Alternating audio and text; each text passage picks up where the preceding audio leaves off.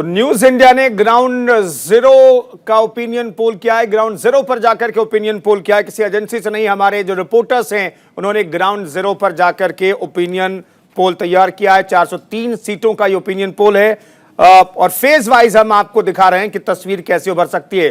Third phase के बारे में आपको बताते हैं, फर्स्ट और सेकंड फेज के नतीजे क्या हो सकते हैं हमने कहा है, और जनता का जो मूड दिखाई दे रहा है उसके आधार पर हम बता रहे हैं कि किसे कितनी सीटें मिल सकती हैं। तो थर्ड फेज के क्या नतीजे हो सकते हैं, थर्ड फेज का क्या रिजल्ट हो सकता है, इसके बारे में आपको बता देते हैं। तीसरे फेज में बीजेपी के बारे में बताया जा रहा है कि बीजेपी जो है वो 36 सीटें जीत सकती है। बीजेपी 36 सीटें जीत सकती है, समाजवादी पार्टी 20, बीएसपी 2, बीएसपी माफ कीजिएगा 1 और कांग्रेस यहां पर 2 सीट जीत सकती है। तो ये ग्राउंड जीरो ओपिनियन पोल जो थर्ड फेज है उसके नतीजे हमने आपके सामने रखे हैं, और जिन लोगों ने ये रिपोर्ट पूरी तैयार की है उनसे हम आपको उनका तारुफ करा देते हैं। हमारे सहयोगी रमन ममगाई जुड़ रहे हैं न्यूज रूम से। रमन। धन्यवाद कुंदन। और दरअसल हम आपको एक एग्जिट पोल दिखा रहे हैं, एक ओपिनियन पोल आपको इस वक्त यहाँ पर दिखा रहे हैं, और हमारे तमाम सहयोगियों ने ग्राउंड जीरो पर जाकर इसका पता करने की कोशिश की, एक तस्वीर समझने की कोशिश की।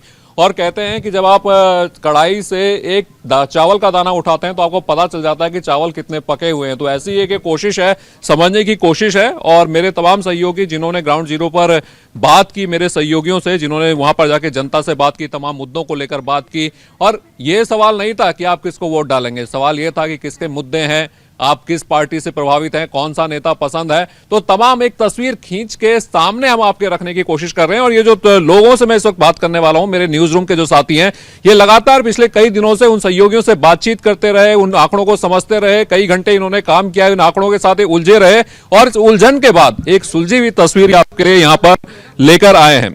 मेरे साथ अवधेश हैं जो कि पिछले कई दिनों से कई घंटे इस पूरी की पूरी उलझन और आंकड़ों की उलझन को सुलझाने में लगे हुए थे। अवधेश, पश्चिमी उत्तर प्रदेश कितने आंकड़े आए, किस तरह से आपने उनको समझा, तमाम सहयोगियों से आपने बात की, क्या तस्वीर निकल के आई? देखिए, पश्चिमी उत्तर प्रदेश की बात हो और जाट बिरादरी का जिक्र ना हो, ये तो हो ही नहीं सकता। पूरे उत्तर प्रदेश में करीब 3-4% जाट जरूर हैं, लेकिन बात अगर पश्चिमी उत्तर प्रदेश की जाए तो यहाँ ये आंकड़ा 17 से 18% तक पहुँच जाता है। अब बात करते हैं चुनावी राजनीति की। बीजेपी ने अकेले दम पे चुनाव लड़ रही है। पश्चिम में उसने किसी ऐसी क्षेत्रीय दल के साथ नहीं उन्होंने गठबंधन किया है जिसको जाटों की पार्टी कहा जाता हो। उसने 17 उम्मीदवारों को टिकट दिया है जो जाट कैंडिडेट हैं उसके। इसके अलावा अगर हम समाजवादी पार्टी और आरएलडी के गठबंधन की बात करें तो उन लोगों ने कुल मिलाकर 9 और 3 कुल मिलाकर 12 उम्मीदवारों को टिकट दिया है। तो आप समझ सकते हैं कि जाटों पे कितना दाव खेला जा रहा है। दूसरी बात एक ये भी है कि उत्तर प्रदेश में, खासकर पश्चिमी उत्तर प्रदेश में करीब 30 सीटें ऐसी हैं जहां जाट बिरादरी जीत हार का फैसला तय करती है। अब ये देखने वाली बात होगी कि जाटलैंड जो मथुरा तक जाता है, जयंत चौधरी उसे दूसरा घर मानते हैं मथुरा को अपना, वहाँ की माठ सीट से ही उन्होंने अपना सियासी सफ़र शुरू किया था, मथुरा से सांसद भी रह चुके हैं। तो देखना होगा कि इस बार जाट बिरादरी, जिस पे बीजेपी भी अपना दावा ठोक रही है कि वो उनसे उतने नाराज नहीं है, जाटों का वोट उन्हें मिल जाएगा, और आरएलडी जो उन्हें अपना एकदम पैतृक वोट बैंक मानती है चौधरी चरण सिंह जी के जमाने से, तो देखना होगा कि इस बार जाट किस तरफ उनके मतलब किसके ठाठ कराने वाले हैं। अवधेश, और मैं बागपत में जब गया था तो एक बार हमारे साथ सरकार किसी आंकड़ों पर बहस करते हैं तो इतनी आसानी से मानते नहीं है। ये आनंद है, ये अवधेश हैं, इन दोनों की भी खूब बहस होती रहती है इन आंकड़ों को सही साबित करने के लिए। मैं एक बार बागपत में चुनाव प्रचार कवर करने के लिए गया हुआ था, तो वहां पूछा गया कि भैया किसको वोट डालोगे, तो उन्होंने कहा कि चुनाव से पहले चौधरी चरण सिंह सपने में आते हैं और कहते हैं कि मेरे डाटले को वोट डाल देना। लेकिन ये सपना पिछले कई चुनावों से जयंत चौधरी और आरएलडी के काम नहीं आ रहा है। अभी जो आंकड़े आए, अभी जो आपने ग्राउंड पे बात की, उनका क्या असर देखने को मिला और क्या तस्वीर आपकी नजर में है पश्चिमी उत्तर प्रदेश? पश्चिमी उत्तर प्रदेश में जितना हो रहा था कि नुकसान होगा, उतना नुकसान फिलहाल दिखाई नहीं दिया। और अवधेश जी की बात से सहमत कि बीजेपी ने जाट कैंडिडेट ज़्यादा उतारे हैं गठबंधन के मुकाबले। और अगर आप आंकड़े की बात करें तो 2014 से बीजेपी की एक लहर चल रही है यूपी में या पूरे देश में कहें तो अगर आंकड़े वाइज अगर आप बात करेंगे तो 2014 में बीजेपी को जाटों का करीब 71% वोट पड़ा था 2014 में लोकसभा के चुनाव में। 71%। फिर आप जब 2000 आप आएंगे 17 में विधानसभा के चुनाव में तो बीजेपी का वोट परसेंटेज घट गया था।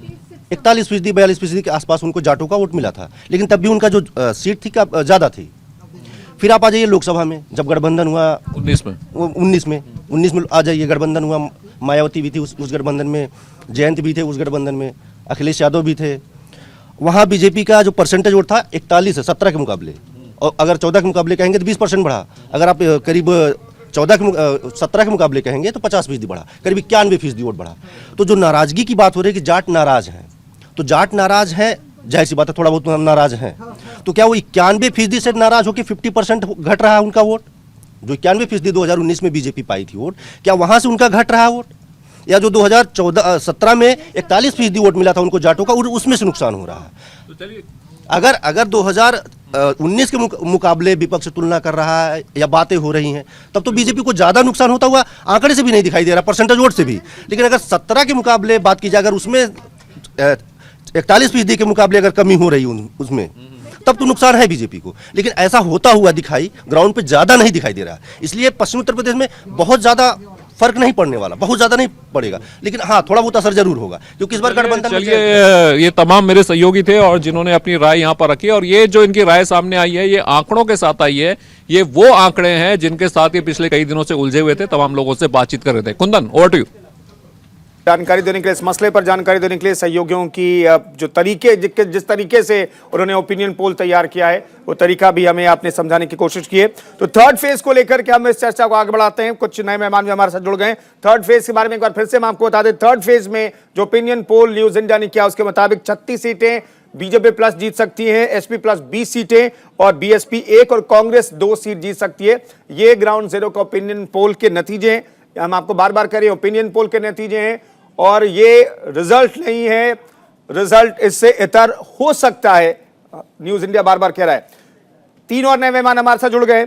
शुभेंदु अवस्थी साहब बीजेपी के हमारे साथ प्रवक्ता जुड़ गए, स्टूडियो मौजूद हैं। संदीप चौधरी हमारे साथ आरएलडी नेता जुड़ रहे हैं और अमरीश सक्सेना वरिष्ठ पत्रकार हमारे साथ जुड़ रहे हैं। तमाम मेहमानों का स्वागत है।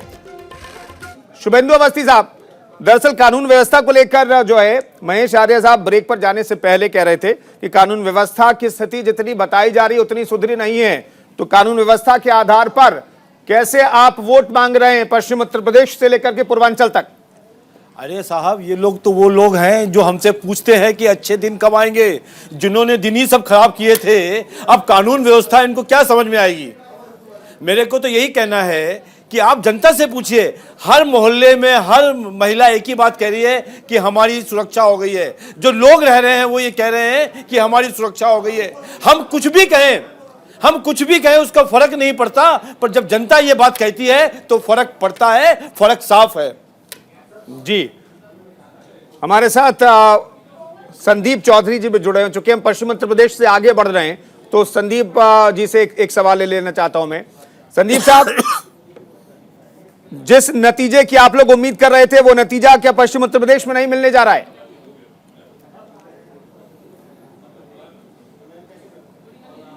चलिए, संदीप जी से हमारा संपर्क अभी फिलहाल नहीं हो पाया है। हमारे साथ अमरीश सक्सेना साहब मौजूद हैं। सक्सेना साहब, मैं ये जानना चाहता हूं कि पश्चिम उत्तर प्रदेश में जो प्रायोरिटी की बात हो रही है, जिसके आधार पर वोटिंग होगी और जिसके आधार पर बहुत सारी बयानबाजी भी हुई, लॉ एंड ऑर्डर का मसला सबसे ऊपर रहेगा, किसानियत का मसला सबसे ऊपर रहेगा, जो किसान है किसान से जुड़े हुए मसले सबसे ऊपर रहेंगे, महंगाई का मसला रहेगा, बेरोजगारी का मसला रहेगा। अगर इन 4 मामलों को ही देखें तो बीजेपी ने जिस तरीके से चुनाव प्रचार किया है, बीजेपी की सरकार ने जिस तरीके से 5 साल शासन किया है, केंद्रीय नेतृत्व और डबल इंजन की सरकार की जो बातें कही जाती है, उसके आधार पर एक परसेप्शन डेवलप हुआ है क्या, और उसी के आधार पर ऐसा लग रहा है क्या कि बीजेपी को उतना नुकसान नहीं हो सकता है? देखिए, अगर हम परसेप्शन की बात करें तो आप जो कह रहे हैं वो काफ़ी हद तक सही है, लेकिन अगर सच में आंकड़ों की बात करें तो जो नेशनल क्राइम कंट्रोल ब्यूरो है, आप उसके आंकड़े उठाकर देख लीजिए, यूपी में अपराध बढ़ा है। ये सरकारी आंकड़े आप चेक कर सकते हैं। परसेप्शन में तो यही है कि एक आदमी कहेगा बढ़ा है, दूसरा कहेगा कि घटा है, लेकिन अपराध कहीं से नियंत्रण में नहीं है। अगर हम फिगर्स की बात करें और अपराधों की, हम बड़े अपराधों की बात करें तो इनके विधायक पर, बीजेपी के विधायक तक पर रेप का आरोप था, किसानों के ऊपर जीप चढ़ाने का आरोप था जो सुप्रीम कोर्ट में चल रहा है। ये सारे आरोप सबके सामने हैं। महंगाई का ऐसा आरोप है जो किसी को आरोप लगाने की जरूरत ही नहीं है। महंगाई जिस तरह से बढ़ी है वो पिछले 70-75 सालों में इस तरह से महंगाई नहीं बढ़ी। बेरोजगारी की दर आप सरकारी आंकड़े उठा के देख लीजिए, सारे रिकॉर्ड क्रॉस कर गई है। और अभी कोरोना काल के 2 साल के बाद 5 करोड़ से ज्यादा लोग बेरोजगार पूरे देश में हैं। अब यूपी में कितने हैं वो आप हिसाब लगा लीजिए। किसानों का जो मामला है, 1 साल से हम सब देख रहे हैं कि किसानों के मसले पे क्या हुआ, और 1 साल के बाद सरकार को बैकफुट पे आना पड़ा और तीनों कृषि कानून वापस करने पड़े। तो इन्हें वे सरकार ने अपनी डिफीट तो पहले ही मान ली है कि जनता ने जिस कानूनों को स्वीकार नहीं किया, फाइनली उन्होंने माना कि जनता ने स्वीकार नहीं किया और उन्होंने वो सारे कानून वापस लिए। लेकिन चुनाव तो एक अलग तरह का खेल है। ये हार्ड फैक्ट्स हुए जो मैंने कहे। चुनाव एक अलग तरह का खेल है, उसमें परसेप्शंस भी काम करते हैं, बयानबाजी भी काम करती है, लेकिन ये सारी चीज़ें ज़्यादा काम करेंगी या ग्राउंड पे जो स्थिति है जो वो ज़्यादा काम करेगी। लोग महंगाई और बेरोजगारी के मुद्दे पे वोट देंगे कि एक परसेप्शन जो क्रिएट किया जा रहा है उसके आधार पे वोट देंगे, ये तो वोटिंग के बाद और रिजल्ट आने के बाद ही पता लगेगा। बिल्कुल। शुभेंदु अवस्थी साहब, आप कुछ कहना चाह रहे थे? देखिए, मैं जानता था कि ये जवाब दिया जाएगा, इसलिए मैं आज इनको बताने के लिए कुछ लाया हूं। लगभग 23,000 अपराधियों को बंद किया गया है और 1800 करोड़ रुपए की अवैध संपत्ति जब्त करी गई है। अपराध में 150 लोगों को गोली मारी गई है। मतलब जो लोग ढूंढ रहे थे, जिनको पकड़ा जाना था, वो लोग थे। और जहां तक डकैती की बात है, 55% कम हुई है। ये डाटा है जिसकी बात कर रहे हैं। ये हत्याएं 21% कम हुई हैं, लूट 30% कम हुई है। और एक और चीज बता दो कि पहले 45 मिनट पुलिस का रिस्पांस टाइम था, अब 10:45 है। अब क्या बात करना चाहते हैं? मैं ये बात कहना चाहता हूं कि पता नहीं, इनको तो यह भी नहीं मालूम होगा इस 5 साल में कोई भी एक बड़ा दंगा हुआ हो। एक भी दंगे का नाम बता दीजिए। ये कहीं से कोई एक घटना उठा लेते हैं कि यहां पे ये हुआ, बुलंदशहर में वो हुआ। अरे साहब, ये तो पूरे देश में होती रहती है, पर कोई बड़ा दंगा हुआ हो तो मैं आज यहां पे चैनल पे उनसे डिस्कस करने के लिए बैठा हूं। एक भी दंगा जिस चीज की ये बात करते हैं, और जहां बेरोजगारी की बात कर रहे हैं, जब इनका शासन था तो 15% बेरोजगारी की दर, और आज 4.27% है। जब इनका राज्य था तब उत्तर प्रदेश 10वें नंबर पे, 12वें नंबर पर या 6ठे नंबर पे हुआ करता था, और आज दूसरे नंबर पे आर्थिक नीति पे है। जब इनका राज्य था तब क्या कहते थे साहब, एक हमने हाईवे बना लिए, हमने 10 हाईवे बना के, हॉस्पिटल बना के। आप बताइए, हम आज राम मंदिर की बात, हम आज विश्वनाथ मंदिर की बात या मथुरा में बनने वाले मंदिर की बात नहीं करेंगे। यदि विकास की बात करनी है तो किसी भी विषय पर ये बात कर ले। यदि सामाजिक सुरक्षा की बात करनी है तो बात करके दिखाएंगे। और ये तो हर आदमी जानता है, हमारे कहने से कुछ फर्क नहीं पड़ता है। ठीक है। बाकी मेहमान भी हमारे साथ जुड़ गए। डॉक्टर अभिषेक भी समाजवादी पार्टी का पक्ष रखने के लिए हमारे साथ जुड़ गए हैं, उनका भी रुख करें। लेकिन उससे पहले 4th फेज का रुख कर लेते हैं। 4th फेज के नतीजे क्या हो सकते हैं? ओपिनियन पोल जो हमने तैयार किए हैं उसके आधार पर क्या रिजल्ट हो सकता है, स्क्रीन पर लाइए प्लीज। तो 4th फेज के जो नतीजे हो सकते हैं, जो ओपिनियन पोल के आधार पर हमने कैलकुलेट किया, ग्राउंड जीरो ओपिनियन पोल में 36 सीटें बीजेपी प्लस को मिल सकती हैं, समाजवादी पार्टी को 21 सीटें मिल सकती है, कांग्रेस का यहां खाता नहीं खुलेगा, बीएसपी को 2 सीटें मिल सकती हैं। तो ये 4th फेज का जो ओपिनियन पोल है वो हम आपके सामने रख रहे हैं। Ground zero opinion poll 4th phase, 36 सीटें बीजेपी प्लस, एसपी प्लस 21 सीटें, कांग्रेस जो है यहां पर खाता नहीं खोल रही है, बीएसपी 2 सीटें मिल सकती है बीएसपी को। डॉक्टर अभिषेक, दरअसल दंगों का जिक्र बार बार होता है, दंगे जो हैं वो क्या समाजवादी पार्टी को बहुत नुकसान करा रहे हैं क्या? और दूसरी चीज ये है कि बार बार जिस भी जनसभा में बीजेपी का स्टार प्रचारक कोई भी हो, इसका जिक्र जरूर करता है कि पिछली सरकारों में दंगे होते थे, लेकिन इस सरकार में एक भी दंगा नहीं हुआ। देखिए, बहुत सीधी सी बात मैं आपको बताना चाहता हूं। अभी हमारे मित्र जो भाजपा के शुभेंदु जी बता रहे थे कि पुलिस का रिस्पांस पॉइंट 10.3 सेकंड्स हो गया है, तो मैं उनको ये जरूर बताना चाहूंगा कि डायल 100 की जो व्यवस्था हुई, सबको पता है उत्तर प्रदेश में वो किस सरकार ने ले।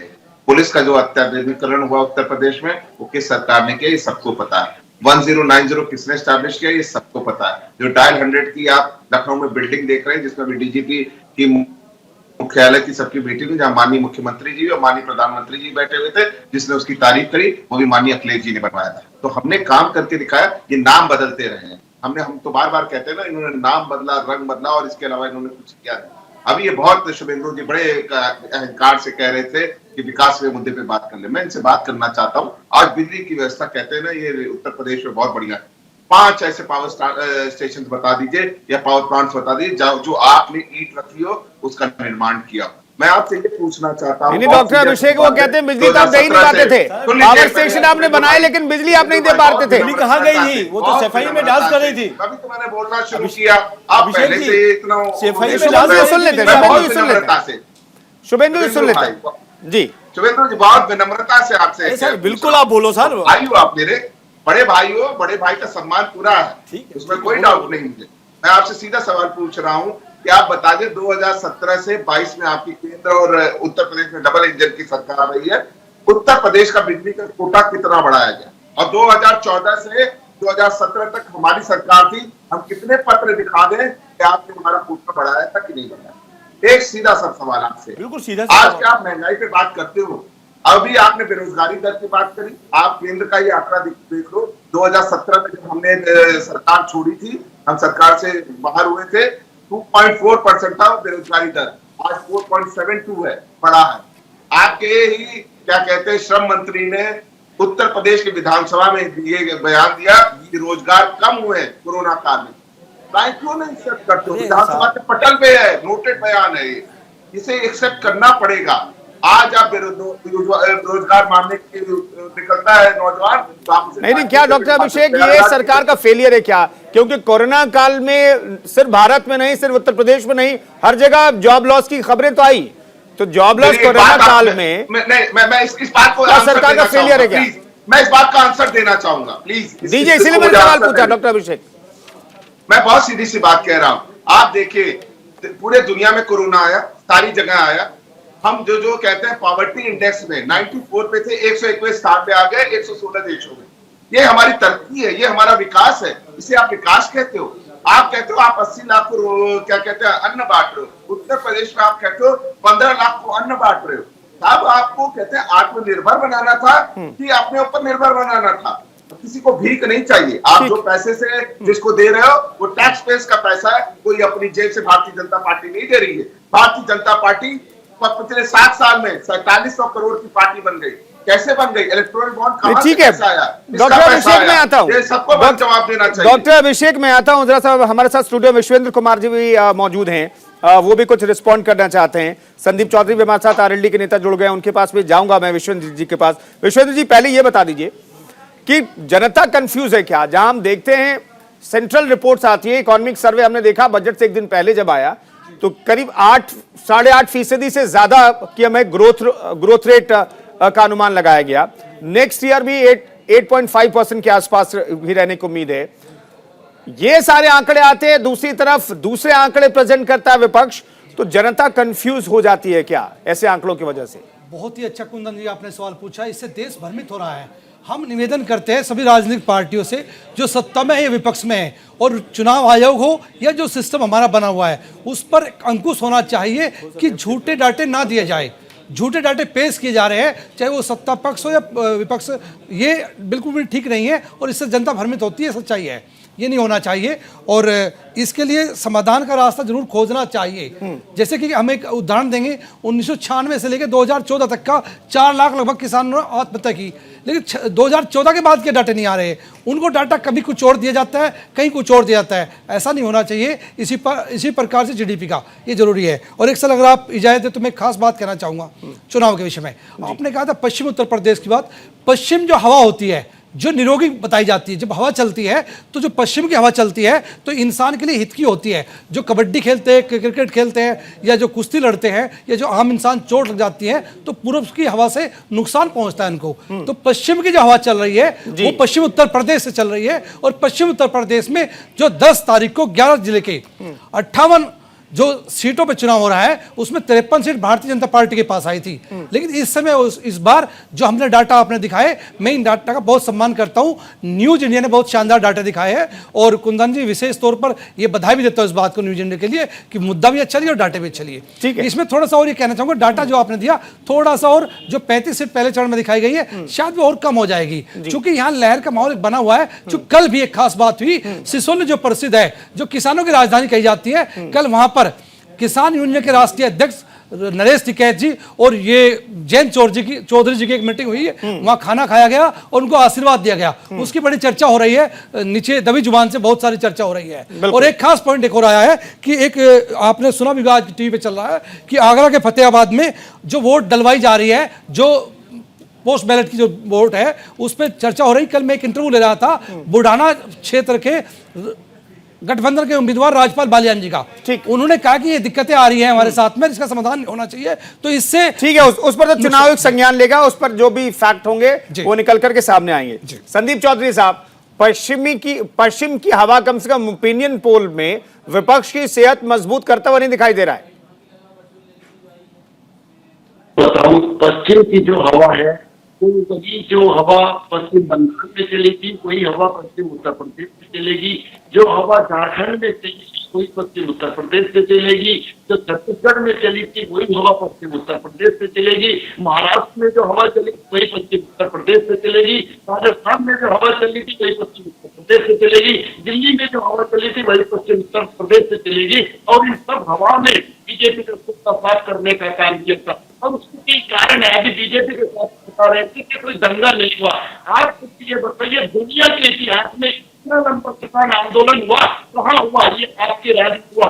700 किसानों की हत्या की गई, ये आपके राज्य में हुआ। पूरी दुनिया में सभी किसानों को अन्नदाता कहा जाता है, लेकिन अब में आपके नेताओं के द्वारा आतंकवादी कहा गया, पाकिस्तानी कहा गया। नहीं, संदीप चौधरी साहब, आप इसे किसानों की हत्या कैसे कह रहे हैं? वो तो आंदोलन कर रहे थे, आंदोलन में उनकी नेचुरल डेथ हुई है ऑलमोस्ट। बीजेपी और सत्ता पक्ष ये कहता रहा। जिस तरीके से महिला का बलात्कार किया जाता है, पूरे परिवार की हत्या करते हैं, ये आपके राज्य में हुआ। आप जितने तो भूले नहीं होंगे, ये आपके राज्य में हुआ। अजय टैली का भूले नहीं हो किसानों को, तो आप किस तरीके के अधिकार चाहते हैं? आप हमसे इस तरीके का नरसंहार चाहते हैं? ऐसा जी, आपकी आवाज क्लियर तौर पर नहीं मिल पा रही है, तो उस पर हम बातचीत आगे करेंगे। तो नेक्स्ट फेज का भी नतीजे जो हम आपके सामने रख देते हैं। जो नेक्स्ट फेज 5वां चरण है, उसमें ग्राउंड जीरो ओपिनियन पोल क्या कहता है आपको बताते हैं। बीजेपी प्लस जो है वो 32 सीटें जीत सकती है, समाजवादी पार्टी प्लस 22 सीटें, कांग्रेस 2, बीएसपी 3 और अदर्स को भी यहां पर अदर्स का भी खाता खुलता हुआ दिखाई दे रहा है। 2 सीटें यहां पर मिल सकती है अदर्स को। तो ये 5th फेज का ये ओपिनियन पोल है, 5वां चरण जो है। और कुल मिलाकर के देखें तो बीजेपी जो बताने की कोशिश कर रही है कि हम 300 प्लस का आंकड़ा छू लेंगे, वो आंकड़ा फिलहाल पूरा होता हुआ नहीं दिखाई दे रहा है। शुभेंदु साहब, आप लोग बहुत मेहनत कर रहे हैं, कोशिश कर रहे हैं कि इस बार भी 300 प्लस सीटें जीत जाएं, लेकिन कम से कम ओपिनियन पोल जो दिखा रहा है, ओपिनियन पोल में जो जनता का मूड समझ में आ रहा है, उसमें आप 300 प्लस जाते हुए नहीं दिख रहे हैं।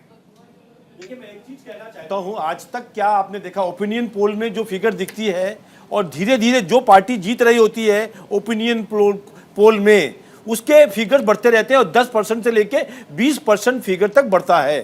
यदि आज 240 280 दिखाया जा रहा है तो हमको कहीं नहीं लगता कि हमारी फिगर 305 325 के बीच में कहीं ना कहीं रहने वाली है। हाँ, मैं मानता हूं कि बहुत ज्यादा षड्यंत्र किया गया है, लोगों को भड़काया गया है। आपने अभी बताया कि टिकैत साहब ने भी जैन साहब की चाय पी ली, किसी ने खीर खा ली। ये सब जितने लोग हैं कितने बार भी मिल लें, मैं पश्चिमी उत्तर प्रदेश में भी कहता हूं कि बहुत ज्यादा फर्क नहीं पड़ेगा, क्योंकि आज लोग वोट यहां के सुशासन को देना चाहते हैं, यहां के काम करने की प्रणाली को देना चाहते हैं, मोदी जी और योगी को देना चाहते हैं। इसलिए आप कितने भाग में भी बांट लो, कोई कहता है यादव प्लस मुस्लिम, कोई कहता है भैया ये मुस्लिम, कोई कहता है ब्राह्मण, और ये सब बात जो जातिवाद है, इससे ऊपर निकलकर लोग राष्ट्रवाद को और हिंदूवाद को वोट देंगे। राष्ट्रवाद और हिंदूवाद को वोट देंगे, क्या यही मूल मंत्र है बीजेपी की जीत का? इस पर चर्चा करेंगे, लेकिन एक छोटे से ब्रेक के बाद तमाम मेहमान हमारे साथ जुड़े हुए हैं। ग्राउंड जीरो ओपिनियन पोल एक छोटे से ब्रेक के बाद भी जारी है।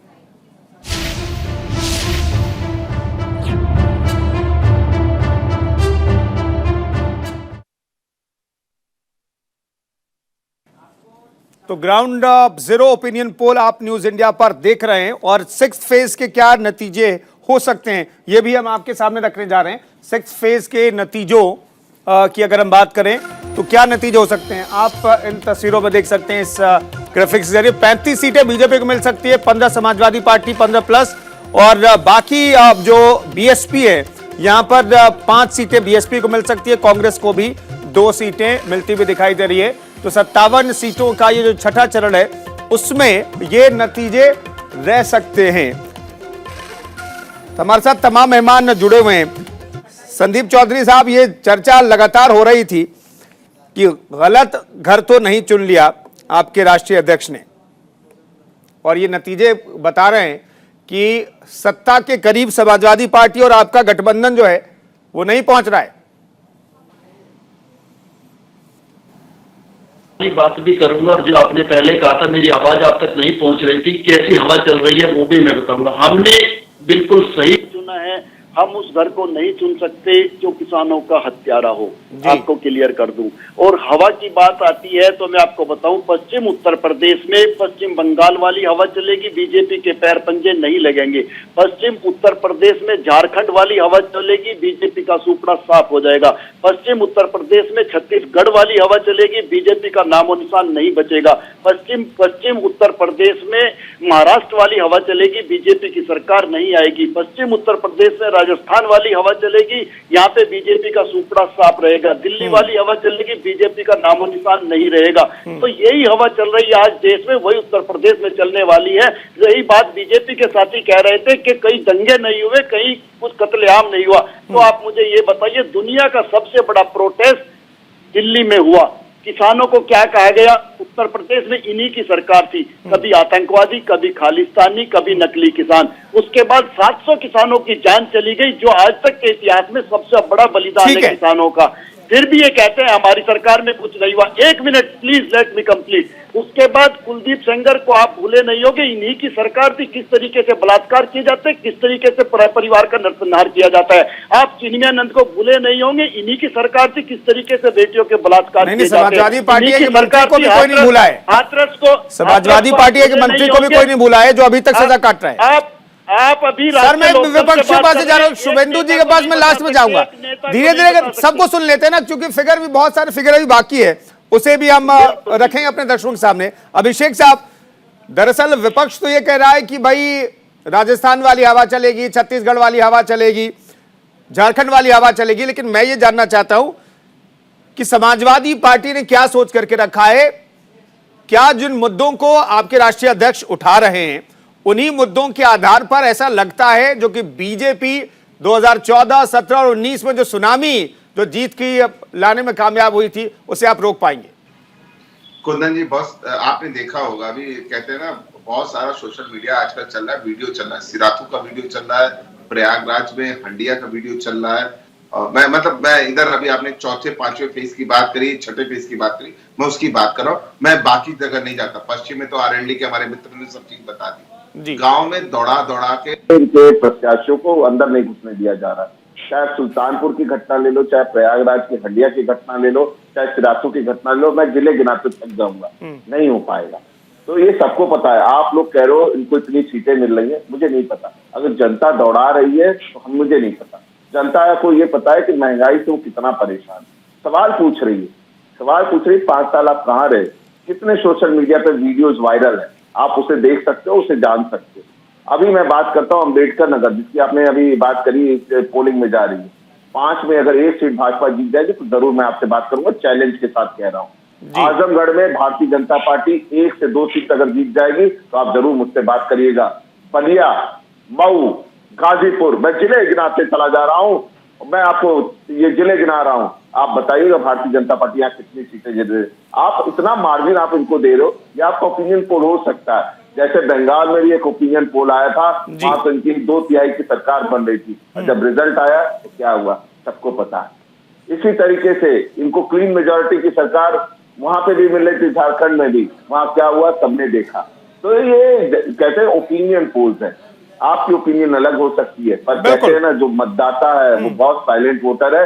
45% जिसे कहते हैं ना साइलेंट वोटर्स होते हैं जो मूव करते हैं, अब वो एकदम समाजवादी पार्टी, आरएलडी, ओम प्रकाश राजभर जी, कृष्णा पटेल के गठबंधन के साथ, सबके साथ, प्रसपा के गठबंधन के साथ जुड़े हुए हैं और वो इनको जवाब देने जा रहे हैं। जानते जनता एकदम परेशान हो गई। आज तक आपने उत्तर प्रदेश के इतिहास में, आप लोग इतने बड़े सीनियर मीडिया पर्सनल हो, आप मुझे एक चीज इतिहास में बता दो, क्या इस तरह की कभी घटना होती थी कि गांव में घुसने नहीं दिया साहब, दौड़ाया जा रहा है और किस तरह के नारे लग रहे हैं, सबने देखा है। और ये जनता का जवाब है। अब जनता को कोई क्वेश्चन नहीं कर सकता। जी, शुभेंदु जी जवाब देने के लिए बेताब है, शुभेंदु जी जवाब देने के लिए बेताब है, लेकिन एक और उंगली उठ रही है। चंद्रा साहब, सुरेश चंद्रा साहब के पास मैं जाऊंगा। सुरेश चंद्रा साहब, दरअसल कहाँ रहे का जिक्र अभिषेक जी कर रहे हैं, लेकिन वही सवाल आपकी राष्ट्रीय अध्यक्ष बहन मायावती जी के लिए भी पूछा जा रहा है कि भाई कहाँ रहे, 5 सालों में कहाँ रहे? पहले मीडिया वाले लोग ये कहते थे कि भाई अकेले कांशीराम साहब हैं, माननीय बहन जी अकेली हैं और कोई है ही नहीं। अगर सतीश मिश्रा जी हमारे राष्ट्रीय महासचिव हमारी पार्टी की नीतियों को माननीय बहन जी के दिशा निर्देशन में अगर समाज तक ले जा रहे हैं तो वहां पर कहाँ दिक्कत है। दूसरे ये है, हम 5 पार्टिसिपेंट इधर नजर आ रहे हैं आपके चैनल पर, उनमें से 4 आदमी एक तरफ हैं। इससे बड़ा और कौन सा ओपिनियन पोल हो सकता है कि बीजेपी वालों का सुपड़ा साफ हो जाएगा, चिंता नहीं करनी है।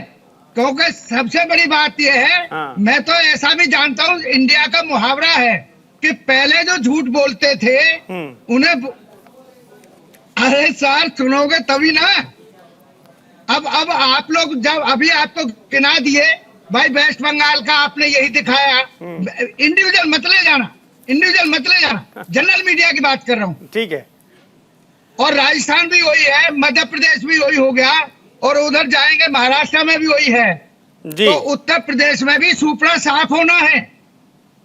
ठीक है, देखेंगे, नतीजों के लिए इंतजार करेंगे हम। दर्शकों को मैं भी बार बार कह रहा हूं कि ये दरअसल ओपिनियन पोल है, ये नतीजे नहीं है। नतीजों के लिए तो आपको 10 तारीख का इंतजार करना पड़ेगा और तब तक के लिए इंतजार सभी को करना पड़ेगा। दावे तो करते रहेंगे। और दरअसल शुभेंदु जी यहां पर तो अकेले पड़ गए, आप कह रहे 4 और 5 लोग अकेले तमाम लोगों को जवाब दे। शुभेंदु जी कुछ कहना चाह रहे हैं? शुभेंदु जी मैं आ रहा हूं, 7th फेज के जो ओपिनियन पोल है वो हम आपके सामने रख दें, फिर ओवरऑल रखेंगे और फिर इस चर्चा को आगे बढ़ाएंगे। बीजेपी को 28 सीटें, समाजवादी पार्टी को 15, बीएसपी को 7। यहां पर बीएसपी थोड़ी बेहतर करते हुए 7th फेज में दिखाई दे रही है। कांग्रेस को 3 सीटें मिल सकती हैं और अदर्स को भी 7th फेज में 1 सीट मिल सकती है। तो ये ग्राउंड जीरो का ओपिनियन पोल है 7th फेज के लिए। 54 सीटों पर जो वोटिंग होगी 7 तारीख को, उसके लिए ये ओपिनियन पोल है। शुभेंदु साहब, आप बहुत देर से वेट कर रहे थे तमाम विपक्ष के नेताओं को सुनने के लिए, लेकिन एक छोटा सा रिएक्शन, क्योंकि जिस तरीके से वरिष्ठ पत्रकार हमारे साथ अमरीश सक्सेना है, वो भी बहुत सवाल खड़े कर रहे हैं, तो उनको भी सुन लें, फिर उसके बाद आपको मैं 2 मिनट का वक्त दूंगा। सक्सेना साहब, ये तमाम जो मसले हैं जो बीजेपी के खिलाफ खड़े कर रहे हैं, उसमें कुछ और मसले आप ऐड ऑन कर सकते हैं क्या जो बीजेपी के खिलाफ जा सकते हैं? नहीं, जो मसले हैं, मैं एक चीज़ और कहना चाहता हूं ओपिनियन पोल के संदर्भ में, चूंकि इस ओपिनियन पोल को लेके कई लोगों ने कई बातें कही। ओपिनियन पोल जो भी आपने किया है वो अब से कम हफ्ते, 10 दिन, 15 दिन पहले से सारे जो भी डेटा आपने कलेक्ट किया होगा, और जो 8वें फेज़ का चुनाव है वो आपका जाके होगा 10 मार्च को।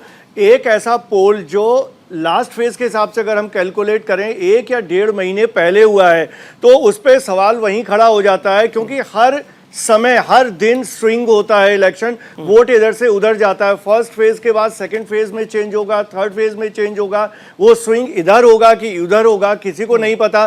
तो ओपिनियन पोल को हमें बहुत ही आंशिक रूप से उसके नतीजों को मानना चाहिए। दूसरी बात, जितने भी मुद्दों की बात हुई है, अगर अपराध की बात करें तो एक सबसे मुख्य बात मैं कहना चाहता हूं कि यूपी में जितने भी पुलिस ने एनकाउंटर्स किए हैं जिसमें ह्यूमन राइट कमीशन के सामने भी मामले गए हैं। दूसरा, अगर अपराध को आपको देखना है तो आपको कन्विक्शन रेट के हिसाब से देखना होगा, अरेस्ट के हिसाब से नहीं देखना होगा। बेरोजगारी को अगर देखना है तो CMIE के आंकड़े सबके सामने हैं, आप उनको देख सकते हैं। जहाँ तक GDP की बात आई, GDP बहुत ही मिसलीडिंग है। आपको जो इसके अलावा आंकड़े देखने होंगे, जो टॉप 20% पॉपुलेशन है उनकी जिस तरह से जो आमदनी है वो 54% बढ़ी है, और जो बिलो 20% हैं उनकी आमदनी 43% घटी है। वो 20% का वोट आप काउंट करिए जिसके पास खाने के लिए नहीं है। और जिस तरह से सरकार फ्री राशन बांट रही है, हो सकता है कि ये बीजेपी के फेवर में फैक्टर जाए, लेकिन फ्री में राशन बांटना अपने आप में इस बात का सबूत है कि किस हद तक बेरोजगारी है। जिसके पास खाने को नहीं है उसी को आप फ्री में अनाज दे रहे हैं, इसका मतलब लोगों के पास रोजगार नहीं है। तो जो महंगाई है और बेरोजगारी है, इसका अंडर करंट चलेगा, वो आपको और हमें किसी को दिखाई नहीं देगा, वो फाइनली आपको नतीजों में दिखाई देगा। बिल्कुल सक्सेना साहब, आप ह्यूमन राइट की बात आप कर रहे थे और मामलों की बात कर रहे थे, तो 2017 से पहले भी टॉप पर उत्तर प्रदेश था ह्यूमन राइट वायलेशन के मामले में। पुलिस उसके लिए भी बदनाम थी, पहले भी, अब भी हो सकती है। लेकिन आपने कहा कि फ्री में अनाज और बेरोजगारी, जनता को यह तय करना है कि बेरोजगारी के मसले पर वोट करना है या फिर जो आपको फ्री अनाज मिला कोरोना काल से लेकर के अब तक मिल रहा है उसके आधार पर वोट करना है। अभिषेक साहब थोड़ा वेट कर लेते हैं क्योंकि सत्ता पक्ष को भी सुन लेते हैं साहब, हम पिछले 10 मिनट से हम आप लोगों को सुन रहे हैं। शुभेंदु साहब बहुत देर से इंतजार करें। शुभेंदु साहब अब आप कहिए। देखिए, मैं तो ये कहूंगा, जो समाजवादी पार्टी का जो परिवारवाद है और बसपा का और जो बाकी जितने लोग बैठे हुए हैं, हमारे 3 पार्टियां बैठी हुई हैं और एक राजनीतिक विश्लेषक भी बैठे हुए हैं, तो हम तो ऐसा लगता है कि सभी लोग हमारे विरोध में ही बैठे बात कर रहे हैं। इसलिए हमारा ये कहना है कि आप वो समय भी याद करिए जब कुरुक्षेत्र का युद्ध हुआ था, और जब कुरुक्षेत्र का युद्ध हुआ था पूरे विश्व से जितने असुर लोग थे वो इकट्ठा होके कौरवों के साथ खड़े हुए थे। तो ये 4, 5, 8 पार्टियां, जितनी भी पार्टियां हैं, जहां जहां की भी ये हवा दिखा रहे हैं, भैया ये सब किसके विरोध में खड़े हुए हैं? भाजपा पे। यही हमारी जीत है, यही हमारा राष्ट्रवाद है, यही हमारा हिंदूवाद है। जहां तक आप कह रहे हो अभिषेक जी कि भैया हमारे लोग तो जहां जाते हैं वहां खदेड़े जाते हैं, कभी किसी शहर में लाल टोपी पहन के चले जाना, आपको शहर से टोपी ना उतरवा दी गई तो आप मेरा नाम बदल देना। जहां तक कि आपने हिंदुवाद की बात करी है, हम सबका साथ और सबके विकास की बात करते हैं, पर जहां पे आस्था का विषय की बात आती है, पूजा का विषय की बात होती है, तो हिंदू अपनी प्रॉपर्टी से पूजा करे और मुस्लिम समाज अपनी प्रॉपर्टी से पूजा करे। हम आपके अखिलेश यादव जी की तरह गोल टोपी पहनकर इफ्तिहार पार्टी में बैठकर आगे हाथ नहीं जोड़ते कि भैया हमको वोट दे दो। हम जो धर्म है उसको निभाते हैं और दूसरे को भी कहते हैं कि तुम भी अपने धर्म की पूजा करो। यह हिंदुत्ववाद है, यही राष्ट्रवाद है। तो हिंदुत्ववाद के सारे। अभिषेक साहब, मैं आपके पास आना चाह रहा था लेकिन पीसीआर से बताया जा रहा है एक छोटे से ब्रेक के लिए रुकना है, तो ब्रेक के लिए रुकेंगे, फिर जो ओवरऑल जो नतीजे हैं ओपिनियन पोल के वो दिखाएंगे, और फिर अभिषेक जी मैं वादा करता हूं आपके पास सबसे पहले आऊंगा। छोटा सा ब्रेक, फौरन लौटते हैं।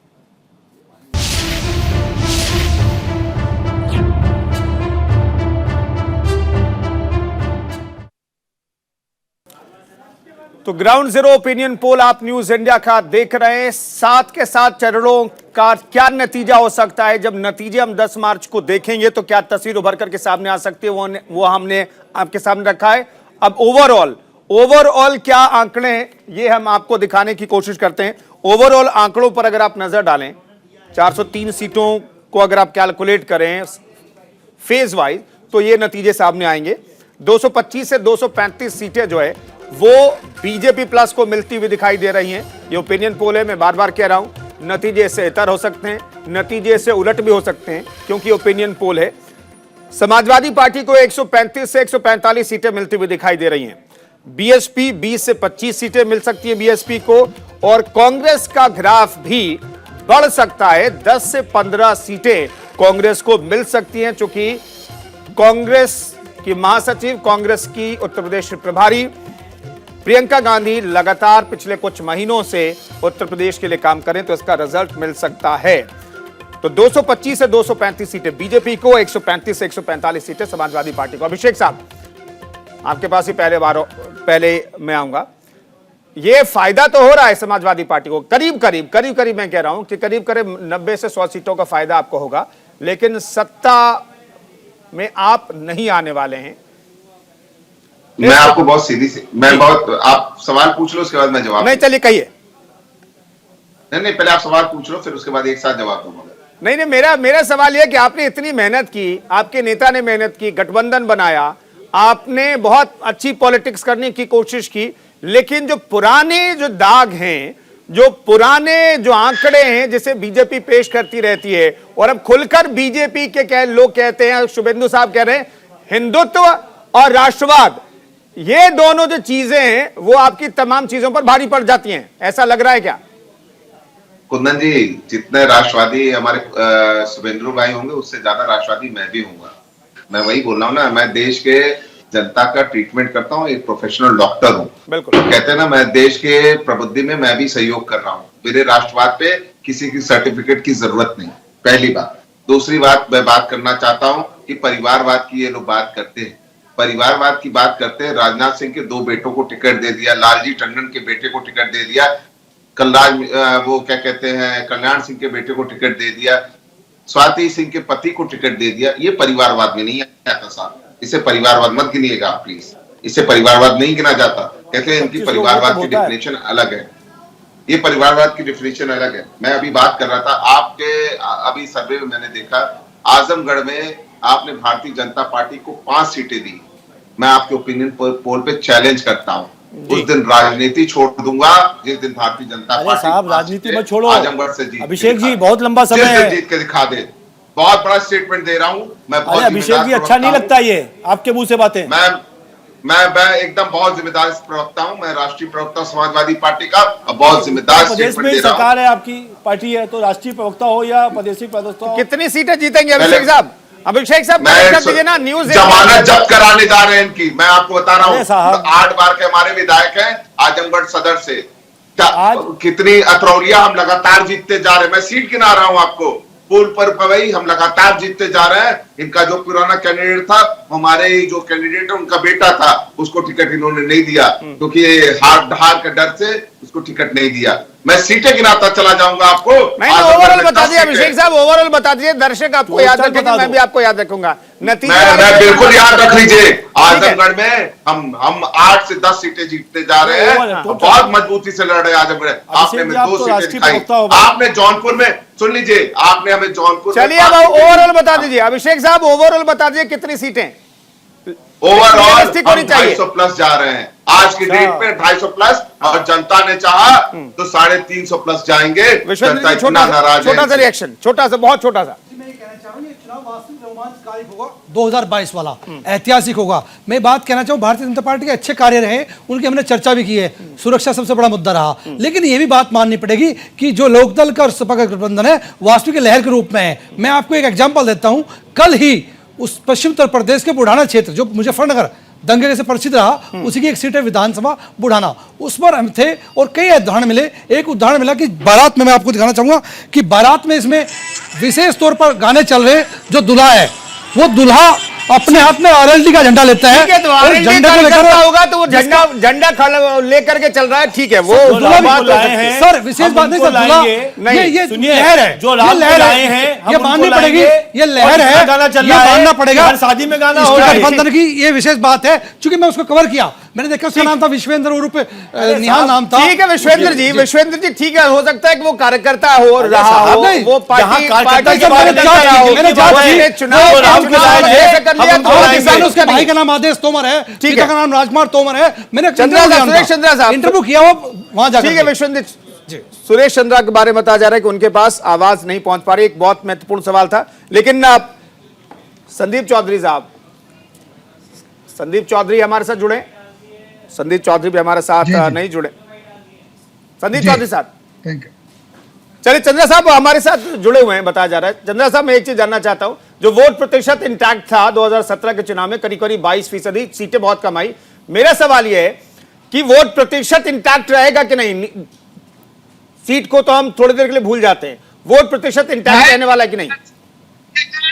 वोट परसेंटेज हमारा 30 के आसपास होगा और सीट भी हमारी 212 के करीब, कहीं लिख लो जी भाई साहब। 500 सीटें तो हो गई, अभिषेक जी का इनका टोटल कर दो तो 500 सीटें हो जाएंगी लगभग।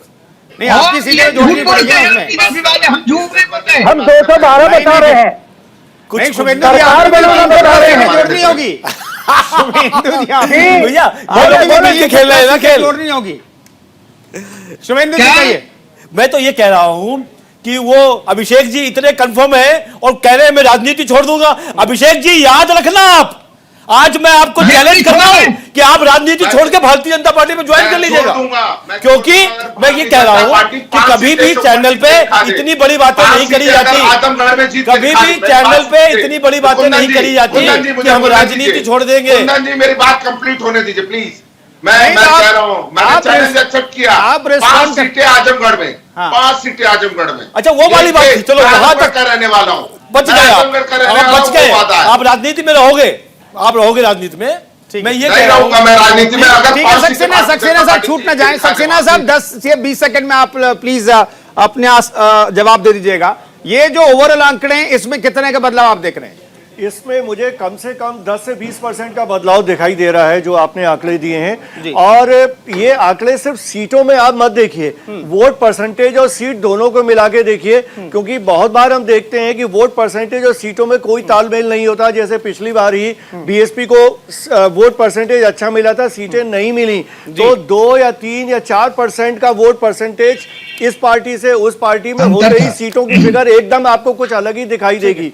और खास तौर पे ओपिनियन पोल में जो मेरा मानना है कि आप बीएसपी को बहुत अंडर एस्टिमेट कर रहे हैं, जिस भी आधार पे किया हो। बीएसपी की फिगर इससे कहीं ज्यादा जाएगी, कांग्रेस की फिगर भी इससे कहीं ज्यादा जाएगी, और उससे ही आपको सीन में पूरा रद्दोबदल दिखाई देगा। बिल्कुल। तो मैं न्यूज इंडिया भी कह रहा है कि ठीक है, इस ओपिनियन पोल के जो नतीजे हम देखेंगे रिजल्ट में, तो नतीजे कुछ और हो सकते हैं। बहुत बहुत शुक्रिया तमाम मेहमानों का इस चर्चा में शरीक होने के लिए, इस बातचीत में।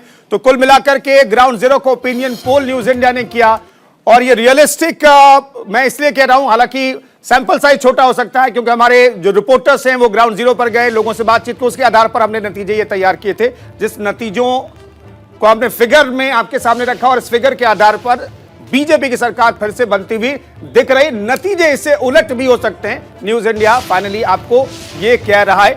फिलहाल इस खास पेशकश में इतना ही, रुकेंगे एक छोटे से ब्रेक के लिए। आप बने रहिए न्यूज इंडिया के साथ।